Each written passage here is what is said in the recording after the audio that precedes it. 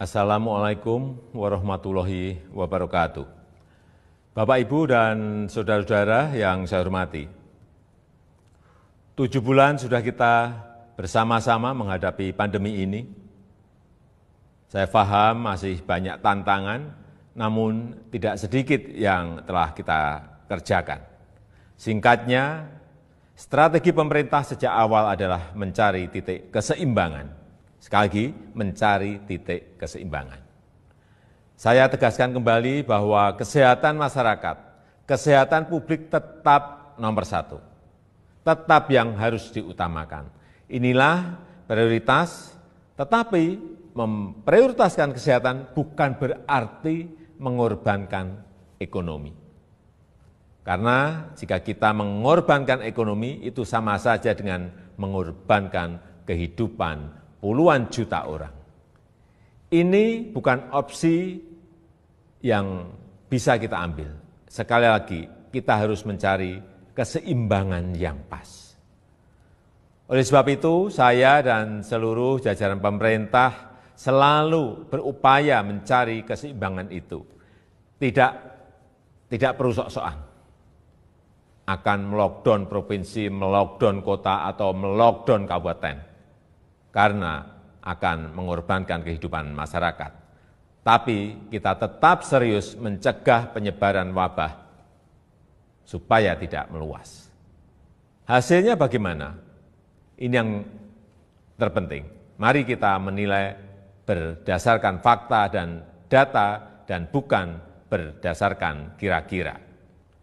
Saya bisa mengatakan penanganan COVID-19 di Indonesia tidak buruk, bahkan cukup baik. Maka saya hanya bicara fakta. Dalam jumlah kasus dan jumlah kematian, Indonesia jauh lebih baik ketimbang negara-negara lain dengan jumlah penduduk yang besar. Sebaiknya kalau membandingkan, ya seperti itu. Kalau Indonesia dibandingkan dengan negara-negara kecil yang penduduknya sedikit, tentu perbandingan seperti itu tidak bisa menggambarkan keadaan yang sebenarnya. Dalam hal ekonomi, pencapaian kita juga tidak jelek-jelek amat. Ekonomi kita menurun, ya, betul, itu fakta. Tapi mana ada negara yang tidak menurun ekonominya? Bahkan ada banyak negara lain yang harus memikul beban ekonomi yang jauh lebih parah. Dibandingkan dengan beberapa negara Asia Tenggara lainnya, misalnya, kinerja ekonomi kita masih lebih baik. Sekali lagi, ini fakta. Ini harus kita ambil hikmahnya agar kita juga tetap optimis, dan tidak kehilangan harapan. Sekali lagi, saya tegaskan, kita harus tetap optimis. Bapak, Ibu, saudara-saudara sebangsa dan setanah air, banyak yang telah pemerintah lakukan, banyak sekali macam-macam programnya. Di tengah keterbatasan keuangan negara, saya mengambil risiko untuk mengatasi masalah ini. Angka-angkanya silahkan dilihat sendiri di tampilan yang ada di sini. Berapa ratus triliun yang kita kerahkan untuk mengatasi wabah maupun untuk membantu warga. Kendati demikian, saya juga belum puas. Saya ingin menteri-menteri lebih baik lagi dalam bekerja, mencari program yang lebih tepat sasaran. Semua harus terus kita perbaiki. Masih banyak kerja keras yang perlu kita kerjakan.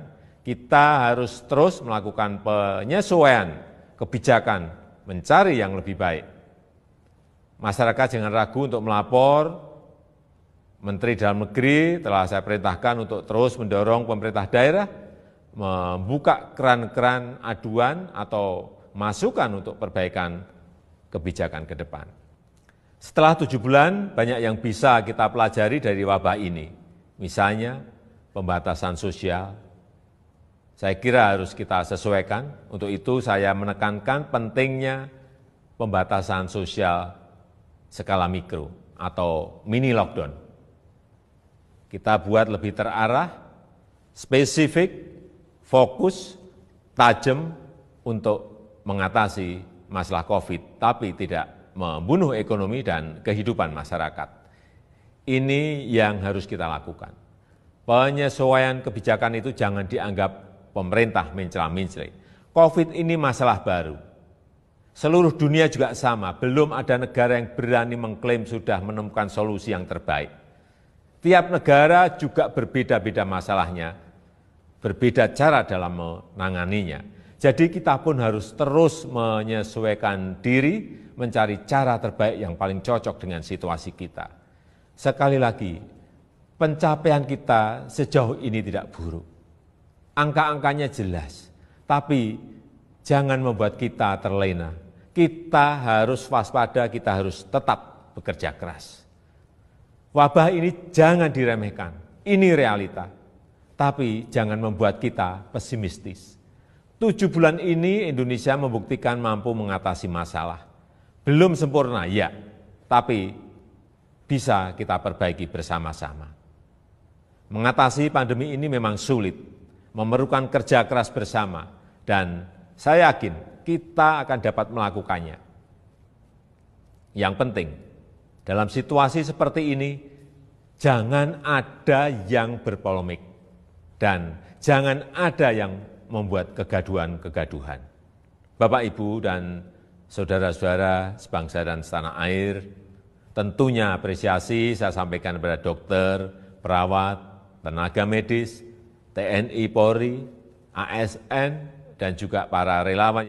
Namun, tidak kalah pentingnya adalah peran serta masyarakat untuk berubah, menyesuaikan diri, menaati protokol kesehatan. Lakukan dengan disiplin 3M, memakai masker, menjaga jarak, mencuci tangan. Tetap optimis mengatasi masalah. Saya percaya jika kita saling melindungi, saling membantu, saling mengingatkan satu sama lain, kita akan mampu melalui masa-masa sulit ini.